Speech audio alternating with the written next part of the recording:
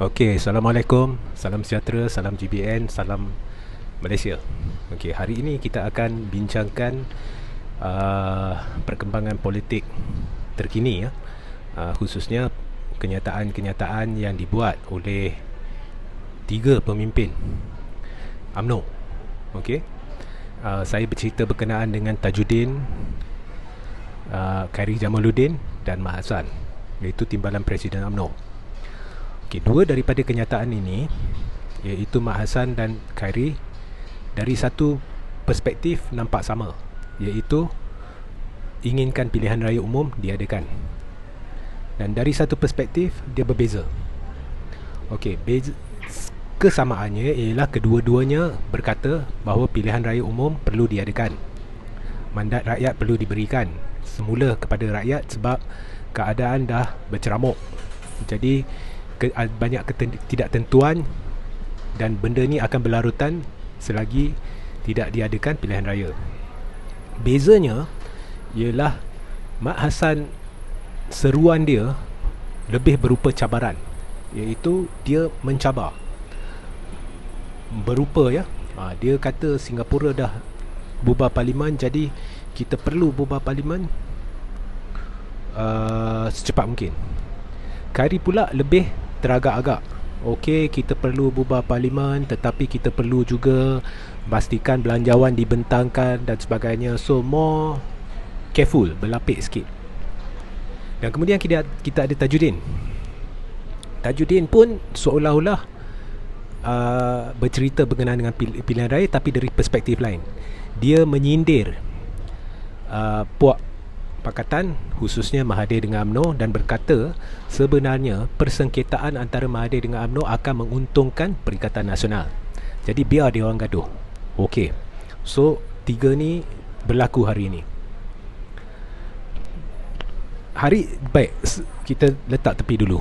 Jadi hari ini kita akan bercerita berkenaan dengan sengketa Mahathir dengan Anwar. Punca sengketa itu dari perspektif lain. Yang saya dah ceritakan sebelum ni satu perspektif, rujuk sidang lepas. Satu lagi perspektif yang saya akan ceritakan hari ini. Baik. Persengketaan tu dari segi ia menguntungkan siapa, saya dah jelaskan. Ia akan menguntungkan Mahathir. Persengketaan itu tidak membawa apa-apa beza kepada Mahathir, sebab dari awal perancangannya ialah untuk membentuk satu kuasa ketiga menjurus ke pilihan raya umum ke-15 dengan atau tanpa Anwar. Okey. Dan saya juga telah jelaskan sokongan padu terhadap Mahathir terdiri daripada warisan, terdiri daripada satu blok besar dari Sarawak, terdiri daripada ahli-ahli PPBM. Ya, PPBM ni ada blok Azmin dalam sekarang lebih 10 MP. Kemudian ada blok yang selebihnya dalam kerajaan. Okey, di mana blok selebihnya tu terbahagi kepada blok Muhyiddin dan blok Mahathir. Sebab di dalamnya ada ramai penyokong Mahathir. Ramai daripada kalangan MP. So daripada warisan ada, daripada satu blok besar daripada Sarawak. Daripada PPBM ni, blok Mahathir agak besar, dan juga beberapa ahli parlimen dari blok Azmin. Okey, ni cerita PPBM.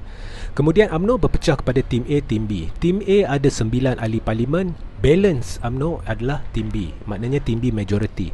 Sebahagian besar adalah dengan Mahathir. Okey. Kemudian di dalam PKR pula terpecah, terbahagi kepada blok Anwar, blok Mahathir. Lah ni ada blok Mahathir yang dulu duduk atas pagar, dan blok Azmin. Kini blok Azmin ni dia main tunggu dan lihat sebab dia tak yakin dah dengan apa yang berlaku di Perikatan Nasional. Jadi nak lompat tu dia teragak-agak. Jadi semua ni dah masuk blok Mahathir. Anwar tak sampai 25 ahli parlimen yang dia boleh kontrol daripada 38. Mungkin 20 je. Okey. So situ ada sokongan. Kemudian DAP dengan Amanah tak payah ceritalah, mereka dah tahu dah. Kalau bukan dengan Mahathir tu kira bodoh lah. Okey. So benda ni saya dah rungkai dengan teliti. Jadi blok sokongan Mahathir besar. Itu pun dengan andaian Anwar bersama Mahathir. Sebab Pakatan Harapan terdiri daripada Anwar Ibrahim atau PKR, DAP dan Amanah. Now, seandainya blok Anwar yang kecil ni, blok Anwar ni sebenarnya kecil, 20 lebih je. Jangan andaikan 38, no, 20 lebih yang balance Tun dah pegang. Jadi kalau seandainya Mahathir tolak ni, lebih ramai daripada PPBM. Lah ni PPBM ada ramai, lebih ramai akan masuk, lebih sebab PPBM ni dia memang anti Anwar, dan salah satu sebab utama PPBM keluar dari Pakatan Harapan adalah disebabkan Anwar. Lebih ramai akan masuk, lebih ramai dari tim B akan masuk. Sarawak memang confirm semua akan masuk dan sebagainya. Jadi pandang kiri, pandang kanan, Mahathir sebenarnya dia memikirkan pilihan raya. Kalau tanpa Anwar, dia memikirkan pilihan raya. Sebenarnya dia tak payah memikirkan pilihan raya. Dia dah ada DAP dan Amanah. Jadi sekarang dah ada majoriti besar. Tapi andai kata dia buang Anwar, DAP dengan Amanah tetap akan bersama dia, dan dia tetap akan ada majoriti, malah majoriti lebih besar. Dan andai kata DAP dan Amanah tiba-tiba buat bodoh dan kemudian masuk kem Anwar, no problem, Mahathir akan cuba cetuskan pilihan raya. Sebab akhirnya di dalam pilihan raya dia nak blok kuasa ketiga, dengan atau tanpa Anwar, dengan atau tanpa DAP, dengan atau tanpa Amanah, sebab sokongan besar. Okey, so ini saya dah rungkai rujuk sidang lepas. Jadi hari ini saya nak berbalik kepada kenyataan-kenyataan ni. Sebenarnya kenyataan-kenyataan ni sedikit sebanyak dipengaruhi oleh sidang-sidang saya. Okey. Sebab dah terbongkar isu tim A, tim B. Dah terbongkar pergelutan, perpecahan yang dilakukan oleh pemimpin-pemimpin tertentu dan sebagainya. Dan dah terbongkar bahawa tim A memang ada perancangan untuk cuba cetuskan pilihan raya dengan tarik sokongan daripada Perikatan Nasional. Jadi andai kata tim A tiba-tiba tarik sokongan dari Perikatan Nasional, walaupun tim B dan tim A tak sehaluan, sudah pasti tim B akan ikut. Dan saya dah cerita, kalau Kem Muhyiddin tarik Anwar masuk pun tak guna, sebab Anwar pertamanya tak boleh bawa 38 MP. Dia mungkin boleh bawa 20, kurang dari 25. Kedua, andai kata dia boleh bawa 38 pun, tim B dengan tim A confirm akan keluar. GPS lagi akan keluar. Kalau ada Anwar, Kem Azmin akan keluar. Semua akan keluar. Jadi akhirnya parlimen akan terbubar. Jadi itu perancangan asal tim A. Dan kalau tim A tak buat, Tun, kalau dia nampak sini banyak masalah, dia akan cuba cetuskan pilihan raya menerusi tim B. Tapi lah ni dah ada majoriti lah, so tak payah lagi lah. Okey, so itu situasi dia. Jadi sekarang kalau kita nak cerita, apabila kita melihat tim A, tim B ni, apabila kita melihat kenyataan-kenyataan yang dikeluarkan, sebenarnya apa yang pemimpin ini sedang lakukan, contohnya Tajuddin, ialah dia cuba psycho tim tim B. Sebab sekarang ada ketakutan bahawa third force Mahathir ni dah kuat, sokongan dah kuat. Anytime Mahathir boleh, ada banyak option dia nak buat apa. Dia nak cuba tumbangkan kerajaan, dan kalau pilihan raya tercetus, sokongan akan pergi ke tim B dan the third force dan sebagainya. Jadi dia nak cuba psycho ahli-ahli parlimen tim B. Sebab Tajuddin ni adalah tim A, dan dia adalah salah seorang, sebab di dalam tim A ni ada Puak Kartel, dan dia adalah salah seorang pemain utama Puak Kartel. Jadi Tajuddin nak cuba psycho tim B. Kononnya pergaduhan Azmin, Anwar dengan Mahathir ni tidak akan menguntungkan Perikatan Nasional. Itu satu kenyataan yang amat bodoh. Okey, mengapa saya kata amat bodoh? Sebabnya yang keluar daripada Pakatan Harapan adalah orang-orang Mahathir, dan mereka masuk membentuk kerajaan dalam Perikatan Nasional. Ada di kalangan mereka dah lama, seorang especially dah lama dengan Mahathir, tahu benar cara Mahathir berfikir. So apabila kamu ada seorang di kalangan pihak lawan yang dah tahu cara kamu berfikir, sudah pasti Mahathir akan gunakan orang tersebut untuk menjayakan apa yang dia nak. Jadi apa yang dia nak, sebab Mahathir takkan masuk satu perlawanan dengan hanya satu plan A. Dah ada plan A, plan B, plan C, plan D. Sebab itu ada satu gap sebelum dia bersuara. Kalau korang perhati dalam 2-3 bulan dengan menggunakan isu COVID, dia diam. Jadi ada plan A, plan B. Jadi dia tahu orang di pihak lawan tu dulu orang dia, dan tahu benar cara dia berfikir. Sudah pasti rancangan sebenar Mahathir tidak akan merupakan rancangan lazim. Sebab kalau guna rancangan lazim, puak lawan boleh baca. Jadi dia tidak gunakan rancangan lazim. Tapi dia membenarkan pihak lawan untuk berfikir bahawa ini yang dia nak. Okey, iaitu dia nak sangat Anwar. Jadi sudah semestinya puak lawan akan buat apa? Cuba pecahkan Mahathir dengan Anwar. Sebenarnya perpecahan yang ditimbulkan itu atau isu yang ditimbulkan itu adalah disengajakan. Sebab Mahathir akhirnya ingin beri kata putus pada Anwar. Itu memang dah rancang dari awal, iaitu sama ada kamu kerjasama dengan saya tanpa syarat ataupun you can get out.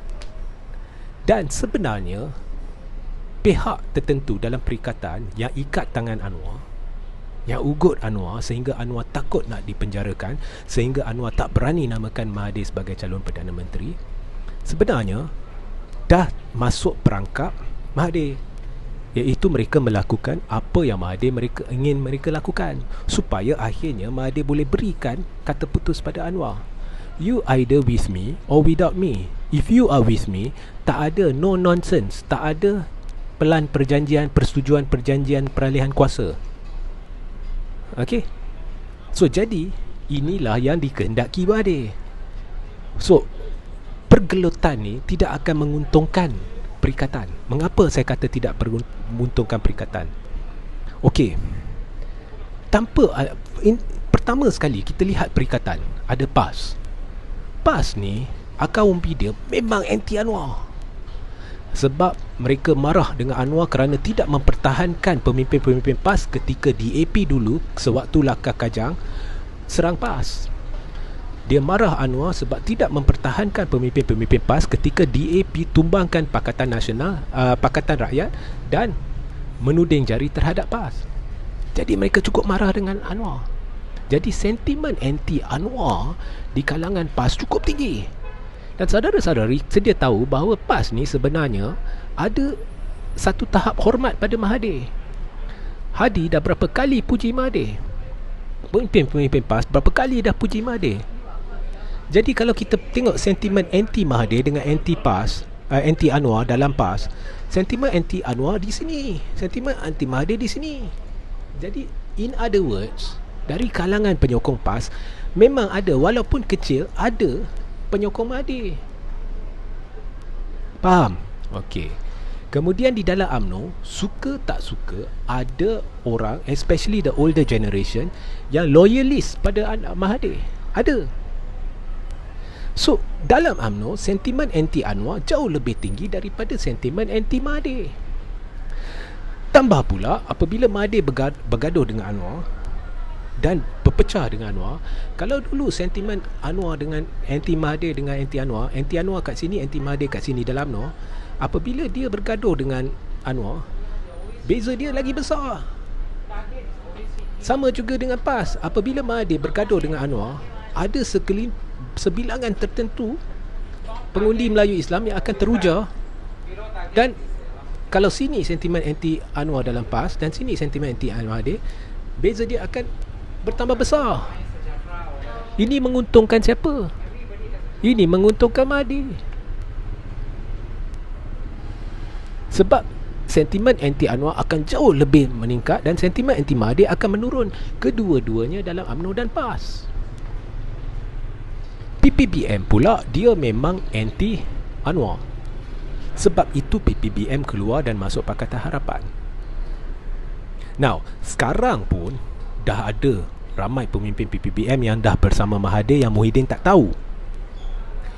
Akak Umbi confirm marah dengan PPBM sebab secara tiba-tiba tanpa dibincangkan, PPBM yang asalnya ditubuhkan untuk gantikan UMNO, yang asalnya ditubuhkan sebab kemarahan terhadap Najib, sebab penentangan terhadap Najib, tiba-tiba PPBM berganding bahu dengan UMNO, tiba-tiba berganding bahu dengan Najib.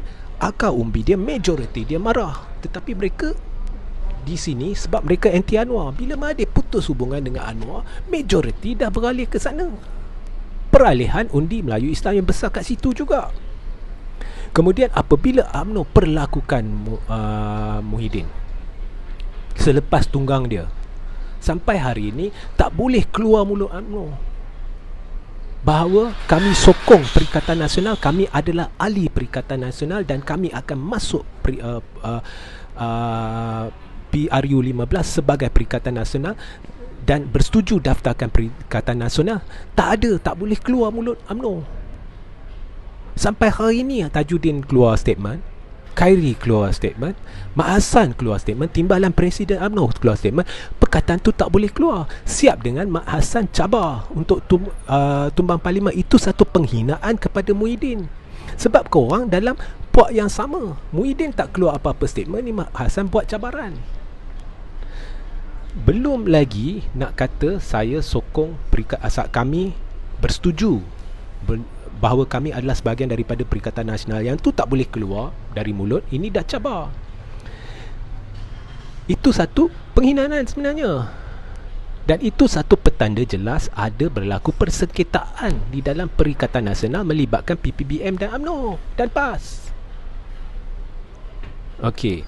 So di situ pula ada satu lagi grup Melayu Islam yang akan marah. Siapa yang untung? The third force, iaitu kumpulannya Mahathir tubuhkan. Kemudian orang-orang urban dan semi-urban ataupun berhaluan sederhana yang dulunya tolak UMNO sebab UMNO bongkak, sombong, kemaruk kuasa. Kemudian mereka lihat ada terbentuknya Perikatan Nasional, mereka teruja. Kemudian mereka lihat kerenah UMNO ni, especially Tim A ni, selepas diberi peluang kedua, lepas tunggang Muhyiddin Azmin masih lagi melakukan perkara ni, akan berpecah. Sama ada mereka tak keluar undi atau undi balik Kem Mahathir. Sebab di sini mereka lihat Mahathir sedang menjurus ke arah betul. Sebab dia beritahu Anwar, no nonsense, you are either with me or against me. Jelas Mahathir menunjukkan he is in control.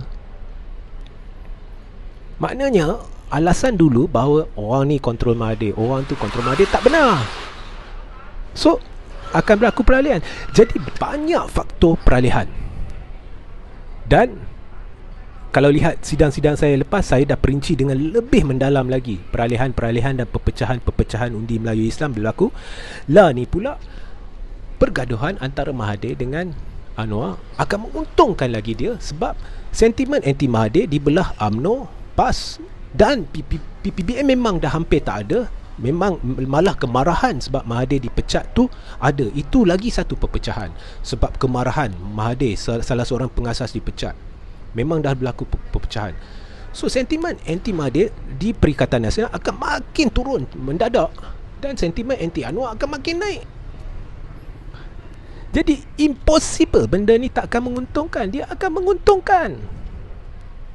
Sebenarnya Tun nak Perikatan lagakan dia dengan Anwar, sebab dia tidak akan dituduh oleh Pakatan untuk cuba melagakan diri dia dengan Anwar. Dia akan kata Perikatan yang lagakan kita, sebab dia takut.